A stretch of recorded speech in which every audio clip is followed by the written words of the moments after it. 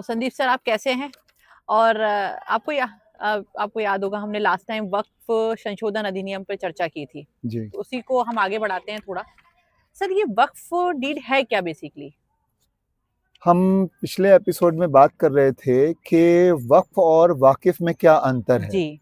कौन वक्फ कर सकता है? वक्फ होता क्या है?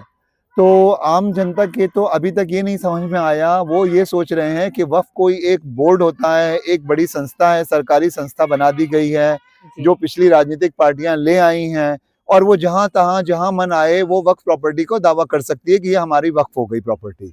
तो आम जनता के मन में ये धारणा बनी है कि अगर कहीं पर किसी मुस्लिम व्यक्ति की मृत्यु हो गई और उसकी कब्र बन गई, तो वो उसको वक्फ घोषित कर देगा। वो घोषित करेगा कैसे? उसकी मृत्यु हो गई तो मतलब वक्फ बोर्ड ऐसी जगहों पे ढूंढता रहेगा कहाँ-कहाँ मुसलमानों के अधिकार बिखरे पड़े हैं और उनको ढूंढ-ढूंढ के दावा करेगा। क्या सच में वक्फ बोर्ड ऐसा कुछ इस्लाम में होता है? हमें इसके लिए इस्लामिक कानून में जाना पड़ेगा। बिल्कुल, बिल्कुल। और जब तक हम इस्लामिक कानूनों का अध्ययन नहीं करते और इस्लाम के अनुरूप ये नहीं देखते कि हमारे संविधान और इस्लाम में कितनी समरूपता है और उसमें कैसे सामंजस्य बिठाएं जिससे इसका सेक्युलर प्रकृति जो है हमारे संविधान जी, की जी, जी। वो बनी रहे। ओके। सरकार न तो मुसलमानों के विरुद्ध सोच सकती है, न वो जरूरत से ज्यादा अधिकार दे सकती है कि बहुसंख्यकों के अधिकारी छिन जाएं। तो हमेशा सरकार का ये दायित्व बना रहता है कि दोनों में तारतम्य बना के रखे कि न तो एक तरफ पक्ष का जो है अधिकार छीने जाएं, न दूसरे का जरूरत से अधिक दिए जाएं, और दोनों ने यहाँ स्वीकृति के साथ रहना स्वीकार किया है। तो हमें इसीलिए इस्लामिक कानून के अध्ययन की आवश्यकता पड़ती है। तो इस्लाम में जब वक्फ क्या है सर? हमने इसके लिए जो है एक वेबसाइट को अवलोकन किया कि एक इस्लाम क्वेश्चन आंसर्स .info.in है। जी। तो उन्होंने अलग-अलग स्कॉलर्स, जो मुस्लिम स्कॉलर्स हैं, जी। उनके स्कॉलर्स के जो अलग-अलग शोध किए और उन्होंने देखा कि अलग-अलग जो मौलवी हैं, अलग-अलग इस्लाम के व्याख्याता रहे, अलग-अलग पैगंबर रहे, उन्होंने अपनी-अपनी जगहों पर कभी किसी ने पूछा कि मैं अपनी संपत्ति का क्या करूं, मुझे नहीं समझ में आ रहा। तो जो उन्होंने अपने विचार व्यक्त किए वही वक्फ की अवधारणा को लेके आगे बढ़े। कोई कुरान में स्पेशली वक्फ के नाम से कानून बनाया नहीं गया। ओके। पैगंबर साहब, may peace be upon him, उन्होंने कभी कहीं ऐसा नहीं कहा कि हम एक वक्फ का कानून निर्धारित कर रहे हैं। ओके। ऐसा कुछ भी नहीं हुआ। तो फिर वक्फ का कानून आया कैसे? तो किसी ने अपनी भावना व्यक्त की कि मैं संपत्ति का क्या करूं, तब उन्होंने कहा कि आप वक्फ कर सकते हो। तो मतलब ही नहीं समझ में आता हम आदमी को कि वक्फ कर सकते हो मतलब क्या? तो वक्फ का मतलब है कि आप अपने अधिकारों का वहां पर से अपने अधिकार रोक दीजिए, वहां पर सेसेशन हो जाएगा। मींस आपके अधिकार जो आप निज स्वार्थ के लिए उस संपत्ति का प्रयोग कर रहे हैं वो वहां बंद कर दीजिए। जैसे ही वक्फ का मतलब हो गया कि रोक देना अपने अधिकारों को, जी। मींस अब अपने किसी भी स्वार्थ के लिए आप उसका प्रयोग नहीं करेंगे। ये समाज स्वार्थ में, समाज के हित में जाएगा। समाज के हित में, जो भी आप मुस्लिम समाज के लिए ही नहीं, इवन बहुत सारे जो मुस्लिम स्कॉलर्स हैं उनका ये मानना है कि वक्फ जो है नॉन मुस्लिम्स को भी अधिकार दे सकता है, उनके लिए भी बेनिफिशियरी हो सकता है। ये हमें नहीं बताया गया कि नॉन मुस्लिम्स के भी इसमें अधिकार क्रिएट होते हैं। ओके। तो नॉन मुस्लिम से उन्होंने कहा सिर्फ उन मुसलमानों, नॉन मुस्लिम्स को जिनका मुसलमानों के साथ कोई विरोध न चल रहा हो, जो मुसलमानों के साथ द्वेष न रखते हो। भारत सरकार में तो जब आप संविधान देखें 26, तो अल्पसंख्यकों को भी उतने ही समान अधिकार प्रदान करता है जितना बहुसंख्यकों को, जी। विशेष नहीं। जी। तो क्योंकि भारत सरकार ओबीसी के नाम पे भी मुसलमानों को बहुत से अधिकार दे रही है, राइट तो सर। इसका मतलब सरकार मुसलमानों से कॉन्फ्लिक्ट में या किसी विरोध में नहीं है। मतलब सरकार स्वयं भी वक्फ की सर बेनिफिशियरी हो मुझे सकती है। बताइए कि ये आर्टिकल 25 और 26 की हम बात करते हैं संविधान की, तो आर्टिकल 25 और 26 का ये कहते हैं कि वक्फ अधिनियम जो अभी चेंज हुआ, अधिनियम बना 2025 में, तो उसमें वायलेशन हो रहा है। तो आर्टिकल 25-26 का वायलेशन कैसे हो रहा है? आर्टिकल 26 को जानबूझ के, क्योंकि आम जनता कॉन्स्टिट्यूशन रोज लेके नहीं बैठी है। बिल्कुल। भले ही आप गूगल पे लिखें कॉन्स्टिट्यूशन में 26, तो जैसे ही वो एक लीगल लैंग्वेज शुरू होती है तो इमीडिएटली आम जनता का इमीडिएट रिपल्शन हो जाता है कि नहीं नहीं नहीं, हमारी नहीं समझ में आ रहा, छोड़ो। हाँ। जो ओवैसी साहब कह रहे हैं लगता है कुछ उनके साथ बुरा हो रहा है, जी, जी, जो फलाने मौलाना कह रहे हैं उनके साथ कुछ बुरा हो रहा है, शायद तभी तो इतना बोल रहे हैं। जी। लेकिन वो सब मिस इंटरप्रिटेशन में लगे हैं। सुप्रीम कोर्ट भी पहले कह चुका है इस आर्टिकल 26 से सिर्फ इतना ही हो रहा है कि उनके साथ भेदभाव नहीं होगा, उनको भी वही अधिकार है जो हमारे हैं। तो फिर वक्फ क्या हुआ? आपका जो प्रश्न था कि वक्फ है क्या? क्या? तो मैं अपनी संपत्ति का कुछ हिस्सा चाहता हूँ समाज कार्य में लगे, लेकिन समाज कार्य में बिल्कुल फ्री नहीं लगेगा, मुफ्त नहीं जाना है वो। अच्छा। उसमें अगर मैंने धर्मशाला खोल दी तो हो सकता है कि मैं एक मैनेजर अपॉइंट करूंगा, तो मतलब वक्त क्या हो गया, जैसे ही बात आई मुतवल्ली अपॉइंट करने की वो मैं करूंगा, मैं किसी और को मैं डेलीगेट नहीं करूंगा कर रहा मतलब हूँ आप ओनर जो है प्रॉपर्टी संपत्ति का के। ओनर हो। तो आप ये अपनी जो संपत्ति को यूज करना चाहते हैं सामाजिक जी कार्यों हाँ, के लिए। और रूलिंग्स ऑन वक्फ जो मुस्लिम वेबसाइट कहती है, जिसको सारे मौलाना मानते हैं और किसी ने विरोध नहीं किया, उन्होंने पूरा बड़े अच्छे से विवरण दिया है कि इल सहीयम, it is narrated that Umar may Allah be pleased upon him, so O messenger of Allah, I have got wealth from Khaybar and I have nothing that is more precious to me than that. मेरे पास इससे ज्यादा बहुमूल्य चीज नहीं है, तो अल्लाह मैं क्या करूं? What do you command me to do with it? मैं इसका क्या करूं? आप आदेश करें। He said, if you wish, you can put it aside. आप अपने से उसको अलग कर दीजिए, मीन्स आप अपने स्वार्थ के लिए उसका प्रयोग नहीं बंद कर करेंगे, दीजिए। आप यही वक्फ समाज है। सुधार के लिए उसका वक्फ का उपयोग मतलब करेंगे। अपने से उसको अलग करिए। ठीक है। अपने जैसे ही आपके अधिकार उसमें खत्म हुए, लेकिन अभी भी आपके अधिकार मुतवल्ली अपॉइंट करने के नहीं खत्म हुए। आप उस प्रॉपर्टी के फ्रूट्स नहीं एंजॉय करेंगे, उससे आने वाली आमदनी का प्रयोग नहीं करेंगे। मुतवल्ली को फिर कौन पैसा देगा? वो आपका दायित्व नहीं है। उस पर्टिकुलर प्रॉपर्टी से जो भी हमको पैसा मिलेगा, मतलब आपने सराय बनाई तो जो धनी मुसलमान, आपने तय कर लिया भाई मुतवल्ली ने कि मैं धनी से तो पैसा लूंगा लेकिन निर्धन से नहीं लूंगा, तो वो उस पूरी जो उसकी इनकम होने वाली है वो धनी से जो आई वो गरीबों को जो है उनके देख रेख में वो जब आएंगे उनके रहन सहन तो के लिए खर्च करेगा। आपके अनुसार ये कह सकते हैं कि वक्फ क्या है बेसिकली, ये जो कह रहे हैं कि वक्फ की संपत्ति दान कर दी जाती है और वो कंप्लीटली उनकी हो जाती है वक्फ बोर्ड की, ये क्या है? ये सर? बहुत अच्छा प्रश्न है। ये बहुत ये तो हमारे बड़े बड़े हिंदू स्कॉलर्स और इवन एडवोकेट्स भी इसमें भ्रम जाल में, क्योंकि इतना ज्यादा मीडिया पे अपलोड किया जाता है कंटेंट कि आप इंस्टाग्राम देख रहे हैं, आप वो भी देख रहे हैं, फेसबुक भी देख रहे हैं, और सारे बड़े बड़े अधिवक्ता जो पिछले 20 साल से प्रैक्टिस कर रहे हैं जी। वो दिन भर बता रहे हैं कि वक्फ जो है जैसे हिंदुओं में दान है वैसे ही वक्फ मुसलमानों में वक्फ है। नहीं, ऐसा कतई नहीं है। अच्छा। अगर मैं कोई संपत्ति दान करता हूं तो हम अगर अपनी गिफ्ट डीड के अकॉर्डिंग भी चले जाएं ट्रांसफर ऑफ प्रॉपर्टी में, सरकार ने पूरा इस बात का ध्यान रखा कि उसमें वायलेशन कहीं ना हो, 2 एक्ट्स में रिपग्नेंसी नहीं हो। एविडेंस एक्ट और वक्फ में भी अब रिपग्नेंसी हटा दी गई है जो पहले थी। तो गिफ्ट एक बार जिसने कर दिया वो हमेशा उसके अधिकार खत्म हो गए। नहीं हो सकता ऐसा नहीं, रिवोकेबल एक बार गिफ्ट डीड हो जाए कंडीशनल में, लेकिन जब हम गिफ्ट कर देते हैं, दान कर देते हैं, कंडीशन लगा के दान नहीं कर सकते। कंडीशन भी होती है, नहीं ऐसा नहीं है।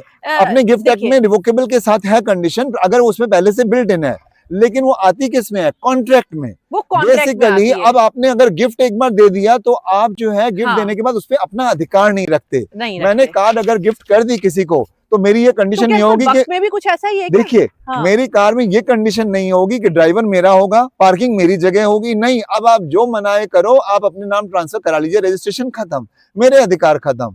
लेकिन वक्त में ऐसा नहीं है। वो ओनर बना रहेगा, वो मुतवल्ली अपॉइंट करेगा, लेकिन उसके फ्रूट्स नहीं एंजॉय करेगा, उससे आने वाली इनकम नहीं एंजॉय करेगा। मेरे को ये समझ में आ रहा है कि जो 1995 का एक्ट था वक्फ का, उसमें भी नहीं लिखा था दान है। ये भ्रम फैलाया गया, हम लोगों को बार बार बताया गया कि वायलेशन हो रहा है, हमारे अधिकार छीने जा रहे हैं, हम दान कर नहीं, दान है ही नहीं। इसका मतलब ये परपेचुअल यानी शाश्वत वक्फ नहीं है, शाश्वत हो ही नहीं सकता। वक्फ सिर्फ दान भी नहीं है, उस आदमी से प्रॉपर्टी अलग भी नहीं होती। तो ये जो बार बार कहा जाता है कि जिसने एक बार प्रॉपर्टी दे दी वक्फ में, उस बेचारे मुसलमान। वसीयत और वक्फ में क्या फर्क हुआ? हाँ जी, अब देखिए वसीयत और वक्फ दोनों बहुत ही डिफरेंट हो गए। वक्फ सिर्फ एक कॉन्ट्रैक्ट है। आप किसी भी इस्लामोपीडिया वक्फ की किसी वेबसाइट, गवर्नमेंट इनकी इस्लाम की वेबसाइट पे जाएं तो स्कॉलर्स ने कहा है कि वक्फ कतई एक कोई जो डीड है वो गिफ्ट नहीं है, दान नहीं है, बल्कि मात्र एक कॉन्ट्रैक्ट है जो प्रिंसिपल और एजेंट के बीच में है। प्रिंसिपल कह रहा है मैं इसके जितने भी लाभ होंगे वो अपने लिए प्रयोग नहीं करूंगा, मतलब वक्फ मतलब वो कट ऑफ हो गया उससे। लेकिन अब ये मैनेजर उससे जो भी इनकम बनाएगा उसमें से इसकी सैलरी निकलेगी, इसकी आय होगी, और बाकी सब वो गरीबों के काम में लाएंगे। आपके अनुसार वक्फ की संपत्ति है वो अभी भी मेरी ही है? अभी भी मेरी ही है वो, मैं अपने लिए प्रयोग नहीं कर रहा हूँ, लेकिन मैं बराबर दृष्टि बनाया हूँ कि मुतवल्ली ऑनेस्ट है। मैं उसके प्रॉफिट्स को यूज नहीं यूज करूंगा, ना करूंगा, क्योंकि मैं वक्फ दे दूं। हाँ, वक्फ मतलब मैंने अपने से एलिनेट कर दिया, मैं अपने लिए नहीं प्रयोग करूंगा, लेकिन मेरे राइट्स ही खत्म हो गए। अगर मान लीजिए मुतवल्ली मर जाए, ये तो आपने बहुत अच्छी बात बताई कि वक्फ की संपत्ति, अगर मैंने कोई संपत्ति वक्फ कर दी, मेरी जी। संपत्ति, तो वो मेरी ही है, लेकिन बिल्कुल। मैं उसके उपयोग नहीं करूंगा क्योंकि लाभों वक्फ को। ट्रांसफर ऑफ प्रॉपर्टी नहीं है, वो प्रॉपर्टी अंतरण सर ये नहीं है। कहाँ लिखा है? वक्फ में कहीं लिखा ही नहीं है, तो हम इस्लामिक लॉ के अगेंस्ट कैसे जाएं? उन्होंने नहीं कहा, ये अंतरण है तो प्रॉपर्टी फिर का। वक्फ एक्ट क्या अगर कहता अंतरण, है? वक्फ एक्ट कहीं नहीं कह रहा कि अंतरण हो रहा है, प्रॉपर्टी का ट्रांसफर हो रहा है। आप किसको ट्रांसफर कर रहे हैं? वो एक वर्चुअल ट्रांसफर है कि मैंने अल्लाह के नाम कर दी। तो लेकिन ये सर रजिस्ट्रेशन की दूसरी बात कर तरफ रहे आप हैं जाएं वहां पर। इस्लामिक लॉ पर, तो बाकी के इस्लामिक लॉ कहते हैं पूरी पृथ्वी ही अल्लाह की है, तो आप अल्लाह की प्रॉपर्टी अल्लाह को दे रहे हैं, ये कैसे हो जाएगा? तो सर आप रजिस्ट्रेशन की जहां रह रहे हैं वो भी अल्लाह की है। जो बेंच बैठे हैं, हम कह रहे हैं भगवान ने हमको जगह दी, मुसलमान कह रहा है अल्लाह ने दी, तो मैं अल्लाह को ही वापस तो कर सर रहा हूँ। जी नहीं, 1995 का 36 सेक्शन क्या कहता है? 36 तो सिर्फ रजिस्ट्रेशन की बात करता है कि ये- उस प्रॉपर्टी को जो है रजिस्टर कर दिया, लेकिन उस एक्ट में यही गड़बड़ थी, जो उसमें कमी थी और जो उसको बिगाड़ के उसका स्वरूप बताया जा रहा था, जी उन्होंने दे दिए थे पूरे पूरे वक्फ बोर्ड को अधिकार। हाँ वक्फ बोर्ड को पता चलेगा कि कोई प्रॉपर्टी कभी किसी मुसलमान ने प्रयोग की थी, वो वहां पर जो वक्फ बोर्ड में पहले से उनके मिली भगत करके अधिकारी बिठाए गए, और जो दूसरों ने उनके साथ सांठ-गांठ करके माफिया पहुंचे, उन्होंने देखा ये अच्छी प्रॉपर्टी है, इसकी वैल्यू बहुत ज्यादा है, इसको हम लोग वक्फ में कब्जा कर लेते हैं। इस्लाम में इस तरह का घिनौना कोई स्वरूप ही नहीं है कि हम कब्जा कर लेते तो हैं। इस्लाम क्या कहता है वक्फ के विषय इस्लाम में? कहीं कहता ही नहीं वक्फ में कि जाओ, एक बोर्ड होगा, एक संस्था होगी, एक गुट होगा, एक कोई ग्रुप होगा, एक कोई गिरोह होगा जो जाके कब्जे करता रहेगा प्रॉपर्टीज पे। इस्लाम बड़े ही नेक दिलों वाले लोगों के लिए वक्फ का प्रावधान लेके आया कि जो लोग संपन्न हो गए, वो सोचते हैं मैं समाज के लिए कुछ करना चाहता हूं, तो मैं इसका प्रयोग अपने लिए नहीं करूंगा, मैं समाज के हित में आपके करूंगा। अनुसार वसीयत और वक्फ में अंतर हो गया सर? वसीयत हो गई, वसीयत में भी एक चीज है, वसीयत में वो प्रॉपर्टी जब भी वसीयत होती है तो मरने के बाद एक्टिव होती है, आप उसमें मुतवल्ली अपॉइंट करेंगे कैसे जब रहेंगे ही नहीं तो। रहेंगे ही नहीं। लेकिन वसीयत में हर मुसलमान पुरुष को सिर्फ 1/3 भाग वसीयत करने का अधिकार है अपनी संपत्ति का। ओके तो अगर वो वक्फ करना चाहता है तो वसीयत में वक्फ कर सकता है। तो अच्छा पर वो ट्रस्ट बना के जाएगा, फिर वो एक ट्रस्ट बनाएगा, मतलब वो वक्फ बोर्ड को कह देता है सरकार के कि साहब आपका वक्फ बोर्ड मेरे मरने के बाद मेरी प्रॉपर्टी संभालेगा, लेकिन तब भी पूरी नहीं, वो सिर्फ 1/3 भाग को वसीयत में दे सकता, वक्फ में दे सकता है ओके मृत्यु के बाद। तो जहां जहां मुसलमानों की मृत्यु हो गई और उन्होंने वक्फ किया, तो वो वसीयत अगर आप उसको मानेंगे तो 1/3 से ज्यादा का वसीयत नहीं होगा, और डीड होनी चाहिए।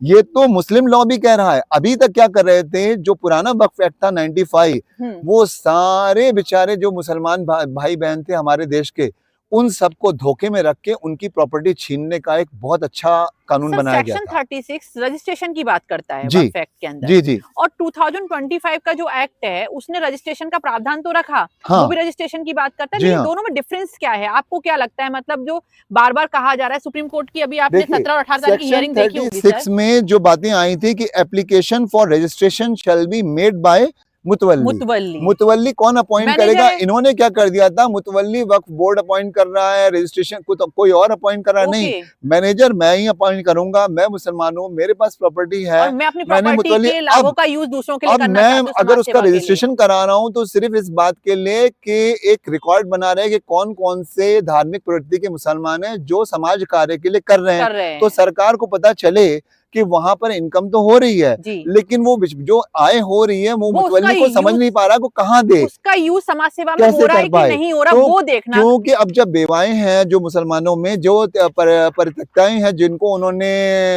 डिवोर्स दे दिया, तो तलाकशुदा महिलाओं को इनकम कहाँ से हो? तो उनका जो मुस्लिम कानून है वो तो कहता है कि पुरुष नहीं देगा, उसने एक बार मेहर दे दी, खत्म, उसके बाद कोई नहीं देगा। अगर उसको कोई नहीं देगा तो फिर उसको वक्फ संपत्तियों से दिलवाया जाएगा। तो वक्फ संपत्तियां, मुस्लिम जो वक्फ बोर्ड है वो ये कार्य करेगा, वो इंश्योर करेगा कि ये सारी प्रॉपर्टी के जो आय हो रही है ये उसका उपयोग समाज सेवा में समाज में होना हो भी रहा है चाहिए, कि चाहे नहीं हो विधवाओं रहा, के लिए हो, चाहे बच्चों के लिए हो, चाहे जिनके लिए अनाथालय भी के लिए हो। हो, चाहे अच्छा, शिक्षा के लिए हो। जो मुस्लिम लॉ है वो भी यही कहता है, मुस्लिम लॉ कहता है कि आप किसी व्यक्ति विशेष के लिए भी वक्फ कर सकते हैं। क्यों हो रही है? मतलब सुप्रीम कोर्ट का भी आप मैं बता दूं क्योंकि लोग इस्लाम का लॉ नहीं पढ़ रहे, लोगों को पता नहीं। लेकिन अब जो है इस्लामिक लॉ सारे वेबसाइट्स पे आ गया है, आप उनको पढ़िए। वक्फ एक कॉन्ट्रैक्ट है, और मैं सिर्फ ऐसा नहीं है कि मैं अल्लाह के नाम ही कर रहा हूँ प्रॉपर्टी। आपके अकॉर्डिंग वक्फ एक कॉन्ट्रैक्ट है और शाश्वत नहीं है। हाँ जी, शाश्वत नहीं है, शाश्वत नहीं है। और अगर वसीयत की बात शाश्वत उस व्यक्ति के जीवन काल तक है। ओके, उसके बाद वो अगर प्रॉपर्टी वक्फ में जानी है तो वसीयत होनी चाहिए। अगर और मान लीजिए मैंने अपनी प्रॉपर्टी को वक्फ कर दिया और मेरी डेथ हो जाती है, तो उस कंडीशन में फिर मिक्सर ऐसा भट्टी कोई का इस्लाम में लॉ लिखा ही नहीं है कि ये प्रॉपर्टी उसके बाद भी मैनेजर अपॉइंट करेगा, क्योंकि इस्लाम जो है कॉन्ट्रैक्ट एक्ट को दे रहा है टूल। तो अगर कॉन्ट्रैक्ट है तो मुतवल्ली का तो स्टेटस तभी तक एक्टिव है जब तक मैं जब तक जिंदा वो हूँ व्यक्ति जिंदा है। और मेरे व्यक्ति मरने की के बाद मृत्यु हो गया तो वो मुतवल्ली क्या करेगा, वो उसके बाद कुछ नहीं कर सकता। तो फिर उस तो संपत्ति का क्या कायदे होगा? से तो उसके उत्तराधिकारियों को क्लेम करना चाहिए, हमारी प्रॉपर्टी हमारे पास वापस आ गई, हमारा मन होगा तो हम आगे अपना समाज कार्य करेंगे, नहीं तो नहीं नहीं तो करेंगे। नहीं करेंगे। इस्लाम ने कोई, अगर ऐसा होता हम ये मान के चलें कि वक्फ जो है वो शाश्वत होता, चलता ही चला आता पीढ़ी दर पीढ़ी जी व्यक्ति मरने के बाद, तो आज अरब में डेवलपमेंट ही बंद हो गया होता। तेल के कुएं निकलते, दुबई में डेवलपमेंट नहीं होता, ईरान में डेवलपमेंट नहीं होता, क्योंकि पुराने वक्फ चले आ रहे होते। इसका मतलब वो सारे वक्फ खत्म हो गए, आज वो निरंतर वक्फ मतलब नहीं मेरी चले आ रहे। प्रॉपर्टी है, मैंने वक्फ के लिए वो प्रॉपर्टी दे रखी है, तो वो मेरे जीवन काल तक के लिए है केवल। क्योंकि इसके बाद उसके इस्लाम कुछ नहीं बाद कहता इस्लाम है कुछ नहीं कि कहता। आगे जो है ये और प्रॉपर्टी। तो फिर ये रजिस्ट्रेशन जो हो रहा है, आप समझिए 1995 का जो एक्ट है सेक्शन 36 जी। जो रजिस्ट्रेशन की बात करता है वक्फ संपत्ति जी। की, और एक तरफ आप कह रहे हैं कि वक्फ संपत्ति जो है वो प्रॉपरली ट्रांसफर नहीं होती, तो फिर ये रजिस्ट्रेशन का क्या मसला है? मतलब सुप्रीम कोर्ट ने भी, आपने अगर हियरिंग देखी वो 17 और 18 तारीख को जो हुई थी, सुप्रीम कोर्ट में मामला पहुंच चुका वक्फ संशोधन अधिनियम को लेके। सुप्रीम कोर्ट भी ये कह रहा है कि 1995 का जो 36 सेक्शन था जो रजिस्ट्रेशन की बात करता था, और मैं अभी के अगर रजिस्ट्रेशन की बात करूं तो उसमें क्या चेंजेस किए गए जो इसको लेके बहुत ज्यादा मुस्लिम समाज में भी आप देखेंगे बहुत ज्यादा कंट्रोवर्सी हो रही है, इवन सुप्रीम हो रही है, इवन सुप्रीम कोर्ट में भी असंतोष कंट्रोवर्सी जो थी। मुस्लिम समाज में फैलाया गया जी कि आपकी सब संपत्तियां छिन जाएंगी, जी जबकि अगर मुस्लिम समाज एक बार बैठ के कोई जी विद्वान समझाए तो उनको पता चलेगा, पहली बार ऐसा हुआ है कि अब उनकी संपत्ति नहीं छिनेगी। नहीं छिनेगी। वो इसीलिए असंतोष फैलाया जा रहा है कि जो माफिया पहले उनकी संपत्तियां छीनकर अपना कब्जा कर रहे थे वक्फ पर, वो अब नहीं कर पाएंगे। जी पहली चीज, वक्फ बोर्ड कोई इस्लाम में कोई प्रावधान ही नहीं है वक्फ बोर्ड का, कहीं नहीं लिखा हुआ, किसी ओके। स्कॉलर ने नहीं कहा कि कोई वक्फ बोर्ड होगा और वो जा के कब्जे करेगा। तो वो सेक्शन ना- 40 जो हटाया गया है वो सही वो हटाया बिल्कुल गया सही है। हटाया गया। वक्फ बोर्ड इस्लामिक बॉडी नहीं है, इस्लामिक एंटिटी नहीं है, वो भारत सरकार की बॉडी है। ओके। मुझे तो अभी यही नहीं समझ में आया कि किस दबाव में इवन भारत सरकार ने भी उसमें मुस्लिम अधिकारियों के लिए जगह छोड़ दी कि वो होंगे, नहीं होने चाहिए। ना उसमें मुसलमान की बात होनी चाहिए, ना उसमें हिंदू की सर, बात होनी चाहिए, ना ईसाई इस की। पर तो सुप्रीम कोर्ट ने भी तो हाँ जी, सुप्रीम कोर्ट ने भी ये कहा कि आप, उन्होंने 7 दिन का टाइम दिया है सरकार जी। को कि आप अभी कोई भी बोर्ड में चेंजेस नहीं करेंगे, जी। कोई अपॉइंटमेंट नहीं करेंगे। और रजिस्ट्रेशन को लेके बार बार सुप्रीम कोर्ट ये कह रहा है कि आप कह रहे हैं कि रजिस्ट्रेशन दिखाइए, तो 300 साल पुरानी प्रॉपर्टी है, जी। रजिस्ट्रेशन कैसे आएगा? जैसे अब मैं एग्जांपल के लिए बताती हूँ, ताजमहल पे वक्फ बोर्ड ने अपना दावा ठोका था। तो आप ये बताइए सर, एएसआई की जो प्रॉपर्टीज हैं, तो वो प्रॉपर्टी क्या वक्फ की प्रॉपर्टी मानी जाएगी? नहीं। क्या कुतुब अब मीनार तो हो गया, सीधा- लाल किला हो अब गया, बिल्कुल- ताजमहल हो गया, तो वो जो कैसे सर? कई जगह वक्फ ने दावा किया, और जब ये ताजमहल वाला दावा 2000 शायद 18 के आसपास का है, ओके। जब ताजमहल पे वक्फ ने दावा किया, वक्फ बोर्ड ने, जबकि इस्लाम में प्रावधान नहीं है कोई वक्फ बोर्ड होगा, दावे का कोई प्रावधान नहीं कि कोई दूसरे की संपत्ति पे जाके दावा करेगा, लेकिन फिर भी ताजमहल पे उन्होंने दावा ठोका। तो जो वेबसाइट्स बताती हैं कि सुप्रीम कोर्ट ने उनसे पूछा कि आप शाहजहां का कोई डॉक्यूमेंट दिखा सकते हैं जिसमें शाहजहां ने वक्फ कर दी प्रॉपर्टी, जब ओके। इस्लाम में लिखा ही नहीं है कहीं पर कि अगर कोई प्रॉपर्टी जो है वो वक्फ करे, पहली चीज तो वो उसका ओनर होना चाहिए। शाहजहां, ताजमहल शाहजहां ने बनवाया या नहीं बनवाया, ये तो मामला जाने कब से डिस्प्यूटेड चला आ रहा है, क्योंकि जो ताजमहल का स्वरूप है वो तो भारतीय संस्कृति के अनुसार है। बिल्कुल वहां सर। पर जो सारे बने हुए हैं फूल, वो सारे हमारे जो शिवजी पर चढ़ाए जाते हैं धतूरे के पुष्प बने हुए हैं। जो ताजमहल के ऊपर बना, बिल्कुल शीर्ष पर बना हुआ है, वो कलश नारियल बना तो हुआ है। सर, वक्फ तो कानून जो है, एक सेकेंड, जी जो ये डिस्प्यूटेड प्रॉपर्टी है, जी भारत सरकार ने नए कानून में स्पष्ट रूप से ये प्रबंध कर दिया है कि डिस्प्यूटेड प्रॉपर्टी हो, कोई भी प्रॉपर्टी हो, वक्फ बोर्ड किसी का रजिस्ट्रेशन नहीं करेगा। वक्फ बोर्ड सिर्फ कलेक्टर को भेजेगा, कलेक्टर पता करेगा कि वेदर और नॉट वो प्रॉपर्टी जो है और कहीं 36 क्या कहता था? डिस्प्यूटेड तो नहीं है। अगर उस पे कोई केस चल रहा है, वो डिस्प्यूटेड है, उस पे किसी और का दावा होता है, तो वो वक्फ बोर्ड उसको अपने रजिस्टर में उल्लेख उसका नहीं लेकिन सर करेगा। सेक्शन 3695 एक्ट का जो क्या कहता था? सेक्शन 36 में पूरी शक्तियां वक्फ बोर्ड को दे दी गई थी, और वक्फ बोर्ड के लिए लिख दिया था कि वो कलेक्टर को सूचित करेगा कि प्रॉपर्टी उठा के हमको कब्जा दिलाए।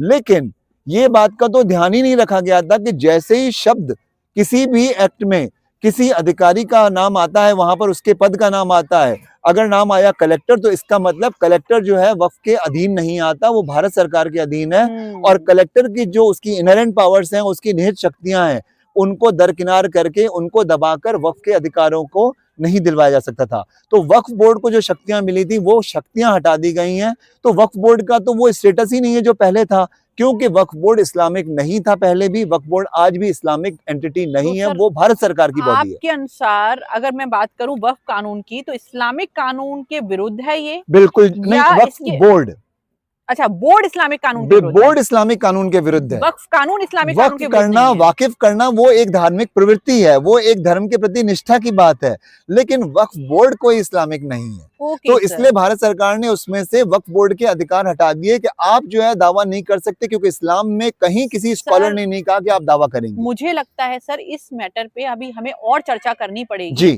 क्योंकि सुप्रीम कोर्ट में मामला लंबित है। सुप्रीम कोर्ट ने बार बार एक ही चीज पे फोकस किया, रजिस्ट्रेशन पर, कि सेक्शन 36 1995 वक्फ अधिनियम का जो कहता है वो रजिस्ट्रेशन की बात कर रहा है। हम चाहेंगे कि हमारे सॉलिसिटर जनरल जी वो माननीय सुप्रीम कोर्ट का ध्यान इस बात पे आकृष्ट कराएं कि कहां पर हमारे कौन सी हदीस में, किस जगह पर, किस प्रोफेट ने ये कहा है कि वक्फ बोर्ड कोई होगा, कोई ऐसी संस्था होगी। जब इस्लाम में ही प्रावधान नहीं है तो क्यों हम गैर इस्लामिक कानून उनके ऊपर थोपेंगे? इसका मतलब वक्फ में वाकिफ के बेचारे के जो अधिकार थे उनको छीनकर वक्फ बोर्ड अपनी कुटिल दृष्टि बनाकर वो कब्जा कर लेता है। मींस वक्फ बोर्ड बेसिकली एक स्टैट्यूटरी बॉडी है जो देखेगी कि हमें किस किस मुसलमान भाई का वाकिफ का जो है, जो सामाजिक कार्य के लिए भूमि का प्रयोग करना चाहता है, वो उनको सिर्फ रजिस्टर में नोट करेगी। लेकिन अगर उस पर डिस्प्यूट चल रहा है तो वो कलेक्टर से पूछेगी, कलेक्टर इंक्वायरी करके पूरी उसके बाद बताएगा कि चल रहा है कि नहीं चल रहा, तब आएगी। सर आपके अनुसार एएसआई की प्रॉपर्टीज नहीं आती वक्फ में। आपके अनुसार वक्फ संशोधन अधिनियम जो बना वो सही है? अभी भी हमें जो लोगों को समझाने की जरूरत है वो ये है कि इस्लाम बेसिकली वक्फ के बारे में क्या कहता है और कानून हमारा क्या कहता है और संविधान क्या कहता है। और मामला सर उच्चतम न्यायालय में लंबित है, आपको पता होगा सर, 70 से ऊपर याचिकाएं हैं वक्फ संशोधन अधिनियम को लेके। पूरा पश्चिम बंगाल जल रहा है सर वक्फ को लेके। वक्फ संशोधन अधिनियम जब से आया है आपने देखा होगा पश्चिम बंगाल पूरा जल रहा है और वहां पर दंगे हो रहे हैं। इवन वहां की जो मुख्यमंत्री हैं उन्होंने तो ये तक कह दिया कि मैं इस कानून को यहाँ लागू नहीं होने दूंगी। तो क्या सर कोई राज्य ऐसा कर सकता है कि केंद्र के कानून को लागू ना होने दे? देखिए, राज्य के पास तो ऐसा कोई अधिकार नहीं है कि केंद्रीय कानून को लागू ना होने दे। जी। ये तो राज्य सरकार की क्या मंशा है अराजकता पैदा करने की और कैसे भारत में अस्थिरता लाने की प्रयास कर रहे हैं, ये तो जांच का विषय है। इस पे तो जो नेशनल इन्वेस्टिगेशन एजेंसी है वही काम करेगी, ये हमारे क्षेत्र के बाहर की बात है। क्योंकि अगर कोई राज्य का मुख्यमंत्री इस तरह से देशद्रोह की बातें करेगा तो जनता के दिमाग में भी देशद्रोह होगा, अराजकता आएगी। Thank you so much. मतलब मुझे ऐसा लगता है सर इस पे अभी हमें चर्चा और करनी पड़ेगी।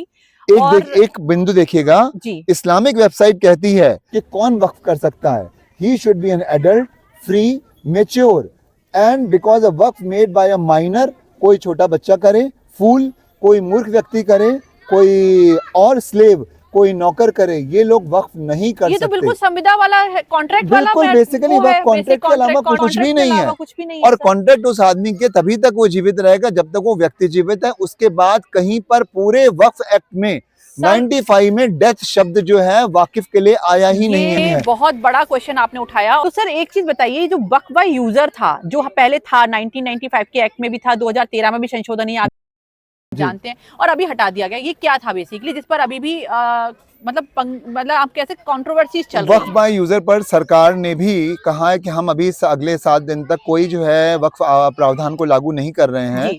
और सुप्रीम कोर्ट में इसी बात पर विवाद उठाया गया कि वक्फ बाय यूजर को डिसॉल्व कर दिया गया, वो अब नहीं होगा। तो क्योंकि भारत सरकार इस कानून को इस्लामिक कानून के समरूप ले आई है, उसके बराबर में ले आई है, अब उसमें दोनों में कंसोनेंस है, दोनों में विवाद खत्म हो गया है। वक्फ बाय यूजर जो है, जो पहले भाषा लिखी थी वो क्या थी, 95 में कहता था वक्फ बाय यूजर, बट सच वक्फ shall not cease to be a वक्फ by reason only of the user having ceased irrespective of the period of successor. मतलब ये हुआ कि ऐसा नहीं लिखा हुआ था पिछले कानून में, जैसा इंटरप्रिटेशन गलत दिया जा रहा था कि कोई अगर मुस्लिम व्यक्ति बार बार उस पर्टिकुलर स्थान विशेष का प्रयोग कर रहे हैं तो वो वक्फ बन गई। ऐसा नहीं था पिछले वाले की भी भावना।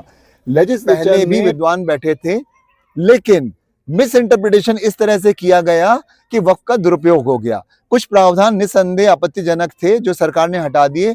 वक्फ बाय यूजर का सिर्फ इतना मतलब था कि जिस वाकिफ ने नेक भावना रखते हुए समाज के लिए अल्लाह का नाम याद करते हुए उस पर्टिकुलर अपनी संपत्ति विशेष को वक्फ कर दिया, मतलब अपने से अलग कर दिया और अपने स्वार्थ छोड़कर जन सेवा में लगा दिया जी, उस प्रॉपर्टी को अगर वो कुछ समय के लिए प्रयोग करना बंद कर दे, उसका मुतवल्ली मर गया, उसको पता ही नहीं है कि वो प्रॉपर्टी जो है दूसरे शहर में थी और पिछले 5 साल से मुतवल्ली कुछ कर ही नहीं रहा था, मुतवल्ली चला गया छोड़ के, तो इसका मतलब वो जो यूज की जा रही थी वक्फ की तरह भूमि, उसका वो खत्म नहीं हो जाएगी, उसके जीवन काल में वो दूसरा मुतवल्ली लगा लेगा। तो सिर्फ इतना मतलब था। इन्होंने इंटरप्रिटेशन ही जानबूझ के विपक्ष ने क्या किया कि जो माफिया बैठे थे उन्होंने कहा ये तो वक्फ बाय यूजर का मिस रिप्रेजेंटेशन करते हैं और बताते हैं कि जिस जगह पे बार बार अगर उसका प्रयोग मुस्लिम व्यक्तियों द्वारा किया जा रहा है वो वक्फ हो गई।